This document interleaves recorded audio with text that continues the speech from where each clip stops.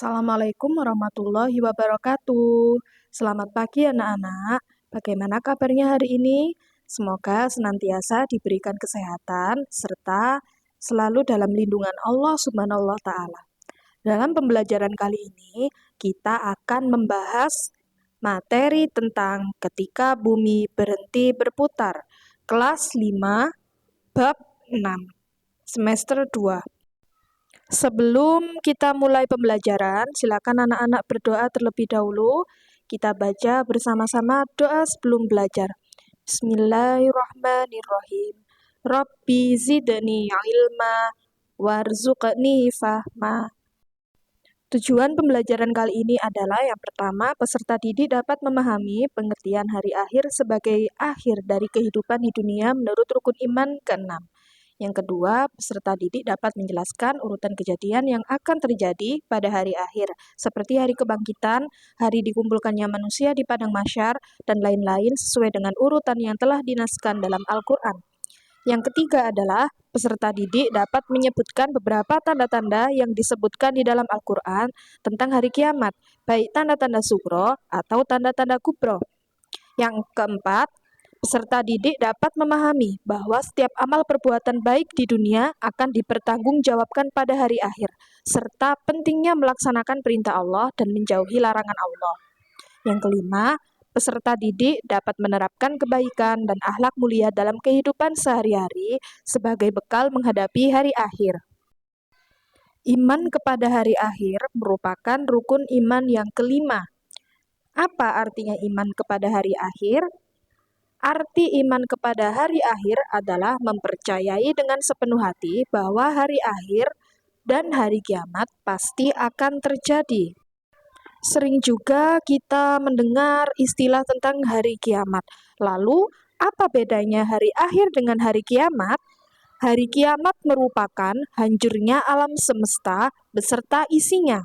Dan hari akhir adalah kehidupan manusia setelah hancurnya alam semesta. Jadi, hari akhir itu adalah kehidupan setelah hari kiamat terjadi. Jadi, seperti itu anak-anak. Hari kiamat ini tentunya sudah dijelaskan di dalam Al-Quran, yaitu terdapat di dalam surat Al-Qari'ah ayat 1-5. Jenis kiamat itu ada dua. Yang pertama adalah kiamat sugro atau kiamat kecil dan kiamat kubro atau kiamat besar. Setelah ini kita pelajari apa yang dimaksud dengan kiamat sugro dan apa yang dimaksud dengan kiamat kubro beserta contoh-contohnya. Nah, berikut gambar-gambar tentang contoh kiamat sugro. Jadi yang pertama adalah kematian manusia. Kematian manusia merupakan salah satu dari contoh kiamat sugro. Lalu yang kedua adalah bencana alam yang terjadi di muka bumi ini. Contohnya yang pertama seperti gempa bumi, tsunami, banjir, gunung meletus, tanah longsor, dan sebagainya. Yang kedua, berikut ilustrasi gambar kiamat kubro. Jadi kiamat kubro ini adalah terjadinya hari kiamat, yaitu hancurnya seluruh alam semesta beserta isinya, seperti hancurnya bumi, tabrakan antar planet, dan sebagainya.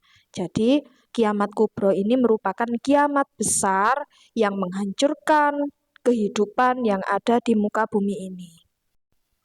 Tanda-tanda kiamat sugro adalah yang pertama yaitu perbuatan maksiat merajalela. Artinya manusia tidak memiliki rasa malu maupun tidak memiliki rasa dosa terkait dengan perbuatan maksiat yang dilakukannya. Yang kedua yaitu banyak laki-laki yang menyerupai perempuan. Begitu pula sebaliknya, perempuan banyak yang menyerupai sebagai laki-laki. Yang ketiga adalah meninggalnya orang-orang saleh. Dan yang keempat, ilmu agama tidak dianggap penting. Tanda-tanda kiamat kubro berdasarkan gambar ilustrasi. Yang pertama adalah munculnya Dajjal. Jadi Dajjal ini merupakan seorang laki-laki bermata satu dan terdapat tulisan kafaro di dahinya. yang nanti akan turun ketika hari kiamat. Selanjutnya yaitu matahari terbit dari sebelah barat. Selanjutnya munculnya kaum perusak yaitu Ya'juj dan Ma'juj. Yang keempat, munculnya api dari Yaman. Yang kelima, terdapat dukhon atau kabut yang akan menyelimuti muka bumi selama 40 hari. Dan yang selanjutnya adalah munculnya dabbatul ard atau binatang melata yang akan memberitahukan manusia bahwa akan terjadi hari kiamat. Berikut gambar tentang perjalanan kehidupan manusia mulai dari alam ruh, alam kandungan, dan di alam dunia. Nah, kita sekarang masih ada di alam dunia. Lalu ketika kita mati, kita akan melewati yang namanya alam barzah atau alam kubur. Setelah itu, kita akan dibangkitkan dan akan mempertanggungjawabkan seluruh amal kita ketika di hari akhir nanti. Setelah hari kebangkitan, kita dikumpulkan di padang mahsyar, lalu kita akan melakukan hisab atau dihitungnya amal baik dan amal buruk yang pernah kita lakukan. Setelah itu, ditimbangnya amal baik dan amal buruk, apakah lebih berat amal buruknya atau lebih berat amal baiknya. Setelah itu kita akan melewati jembatan Shirotol Mustaqim yang akan menentukan kita masuk surga atau masuk neraka.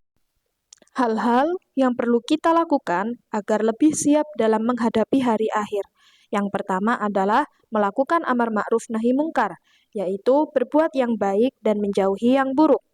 Yang kedua yaitu menjalankan ibadah seperti sholat 5 waktu, zikir, sholat sunnah, membaca Al-Quran, dan sebagainya.